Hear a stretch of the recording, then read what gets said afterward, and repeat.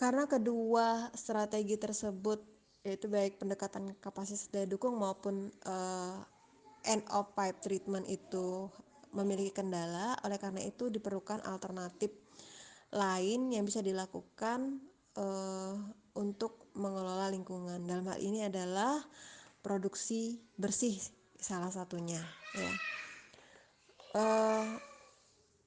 Produksi bersih ini merupakan strategi pengelolaan lingkungan yang bersifat terpadu dan preventif. Jadi ada kata kuncinya terpadu dan preventif. Nah, kenapa dikatakan terpadu? Karena kegiatan penerapan produksi bersih ini dilakukan di dalam proses produksi, mulai dari awal penerimaan bahan baku sampai terbentuk produk, bahkan masuk juga dalam siklus pelayanan. Jadi mulai dari penerapan bahan baku sampai terbentuk produk, bahkan juga sampai mungkin sampai ke tangan konsumen pun seperti itu. Nah, berbeda dengan metode yang kita kenal tadi, end of pipe treatment. Kita memikirkan bagaimana mengelola limbah hanya ketika limbah itu sudah terbentuk.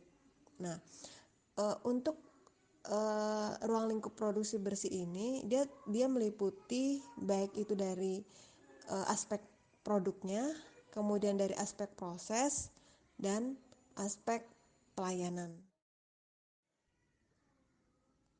Dari segi produk itu dapat dilakukan dengan cara mereduksi atau mengurangi limbah melalui rancangan yang lebih baik. Kemudian yang kedua adalah penggunaan limbah untuk produksi baru. Ini dapat dicontohkan reduksi limbah melalui rancangan lebih baik. Misalnya ada kemasan dodol. Kayak dodol Garut itu kan kemasan bagian luarnya itu berupa, kan bentuknya itu seperti balok kecil gitu ya, diberi kemasan kertas. Nah, ketika orang mau mengkonsumsi, kertasnya itu dibuka, baru kertasnya dibuang, baru produknya dimakan, dodolnya dimakan. Berarti itu menghasilkan limbah berupa kertas. Kenapa tidak difikirkan mengganti dari kertas tersebut sebagai kemasan? Pada dodol kita bagaimana tidak menjadi limbah? Misal yang kita buat adalah kemasan edible. Edible itu apa artinya? Dapat dimakan. Ya, misalnya kita buat kemasan, fungsi kemasan itu kan melindungi produk dari lingkungan luar, sehingga produk itu tetap menjadi awet dan memiliki umur simpan yang lebih lama.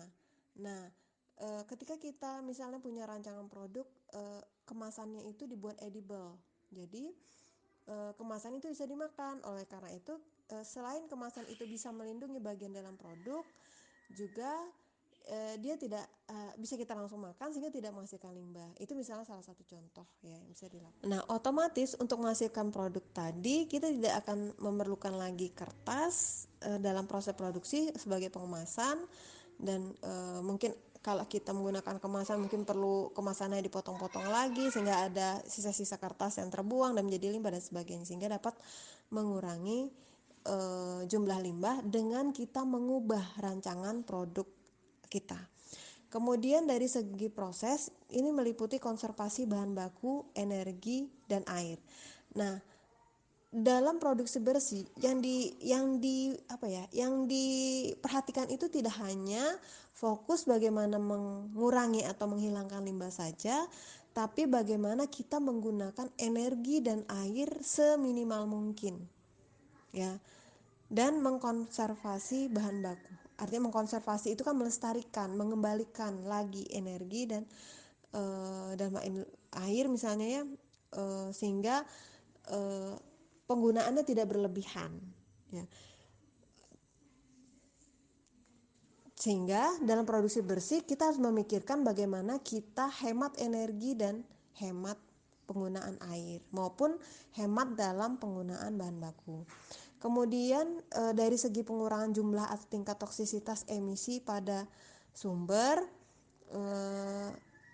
artinya dalam proses produksi kita berpikir bagaimana emisi. Apa itu emisi? Gas buangan ya, misalnya dalam sebagai kasus contoh, ini pabrik kopi itu kan ada proses penggongsengan, penyangraian.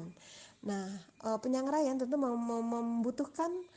membutuhkan bahan bakar sebagai sumber panasnya.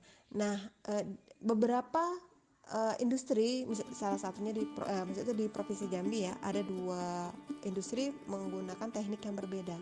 Yang satu bahan bakar yang digunakannya adalah kayu bakar, menggunakan minyak tanah, sedangkan yang satu lagi menggunakan gas. Nah, tentu saja dari kedua metode yang digunakan akan menghasilkan emisi atau gas buangan yang berbeda. Secara sederhana tentu kita sudah langsung bisa menebak bahwa pasti yang menggunakan kayu bakar, bahan bakar minyak tanah itu akan menghasilkan asap yang lebih banyak dibandingkan yang gas. Nah, dari segi kita memilih teknologi penggunaan bahan bakar saja itu sudah mempengaruhi jumlah limbah yang dihasilkan. Kemudian tidak hanya itu, ini tingkat toksisitas emisi pada sumber. Toksisitas itu berarti tingkat daya racun. Toksisitas itu tingkat toksik atau tingkat racun dari emisi atau gas buangan. Misalnya gini, kita membakar, tentu beda ya asap yang dihasilkan dari kita membakar kayu murni dengan kita membakar plastik ya. Dapat dibayangkan kalau kayu itu kan komponen utamanya paling hanya serat, selulosa, dan bersifat alami. Nah, kalau plastik itu kan komponen penyusunnya banyak gitu ya.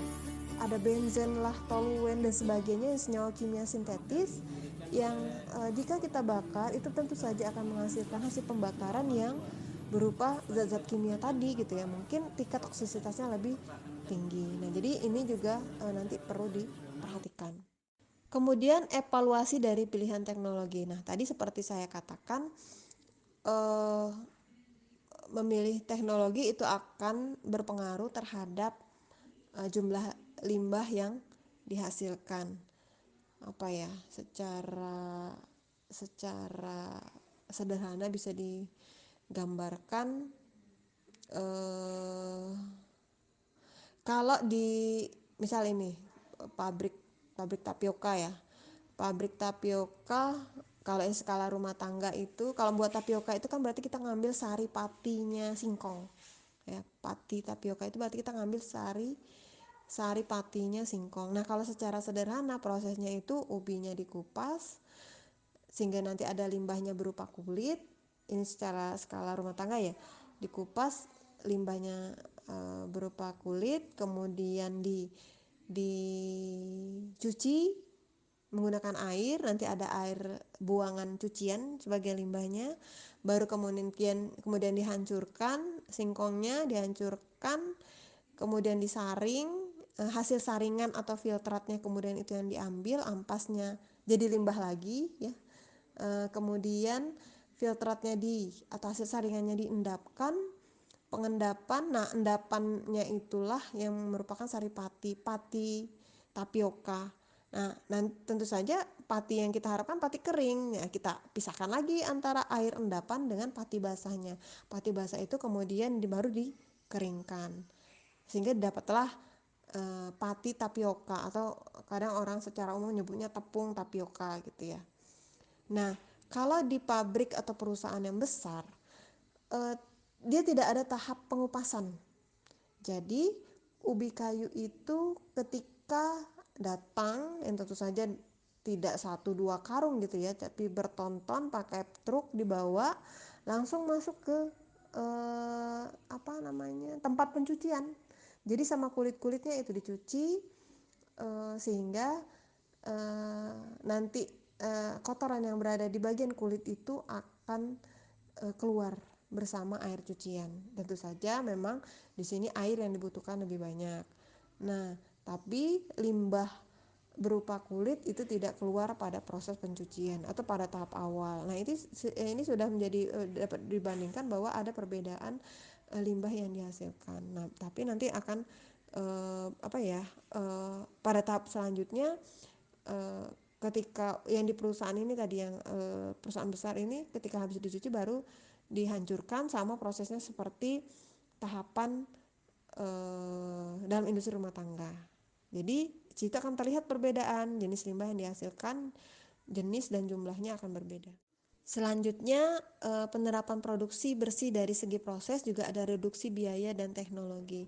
Jadi produksi bersih itu dilakukan secara komprehensif, terpadu. Jadi tidak hanya berpikir untuk menghilangkan limbah saja, tapi juga berusaha bagaimana menurunkan biaya dan produksi maupun biaya akibat penggunaan teknologi.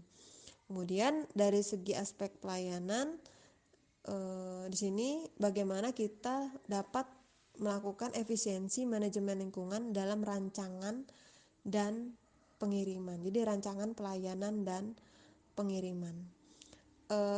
Dampak yang dapat dirasakan dengan nanti kita menerapkan produksi bersih adalah yang pertama perbaikan efisiensi, karena tadi prinsip dari produksi bersih juga bagaimana kita meminimalisir penggunaan bahan baku, energi, dan air, jadi akan terjadi efisiensi. Apa itu efisiensi? Coba cari lagi ya. Kemudian performansi lingkungan yang lebih baik, artinya lingkungan akan menjadi lebih baik karena kita berharap agar limbahnya seminimal mungkin dengan tingkat toksisitas atau tingkat racun limbah yang dikeluarkan juga semakin kecil, dan peningkatan keuntungan kompetitif ya. Jadi dengan menerapkan produksi bersih, dengan tadi biaya produksi dapat ditekan dengan meminimalisi penggunaan bahan baku, energi, dan air, sehingga biaya produksi akan menurun dan tentu saja akan meningkatkan keuntungan.